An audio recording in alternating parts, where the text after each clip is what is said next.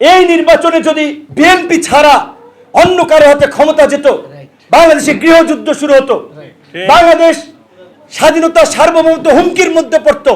শুধু শিক্ষিত মানুষ, বেশি বিস্তারিত বলবো না, দুটো এক্সাম্পল দিয়ে বলতে চাই। ভেনেজুয়েলার প্রেসিডেন্টকে তুলে নিয়ে গেছে, কি হয়েছে? কোন বিশ্বের দেশ কি করছে? কিছু হয়েছে? ভেনেজুয়েলার প্রেসিডেন্টকে যে তুলে নিয়ে গেল, এটাকে পানামাতেও নিয়ে গেছে, তাই না? বাংলাদেশের জিও পলিটিক্সের জায়গা থেকে বিএনপি ছাড়া অল্টারনেটিভ এখনো নাই, সামনে তৈরি হয় কিনা আমি জানি না। এই আপনারাও যদি অল্টারনেটিভ ভাবে দাঁড়াতে পারেন ভালো। তাই প্রমাণ নির্বাচন আগে আমাদেরকে পরিষ্কারভাবে বলেছিল যে আপনারা আমাদের আন্দোলনের সহযোগী, আপনারা আমরা একসাথে আন্দোলন সংগ্রাম করেছি, আপনারা সরকারি দলে থাকেন, বিরোধী দলে থাকেন, আমাদের সহযোগিতা থাকবে, আপনাদের সাথে আমাদের সম্পর্ক থাকবে। কাজে আপনারা যদি মনে করেন যে অপোজিশন রাজনীতি করবেন, এখন থেকে তৈরি করেন, সামনে অনেক সুযোগ আছে। আমি জামাত ইসলামীর একটা মজলুম, তারা অত্যাচারিত হয়েছে, নির্যাতিত হয়েছে শেখ হাসিনার আমলে, তাদের প্রতি আমার ফিলিং আছে।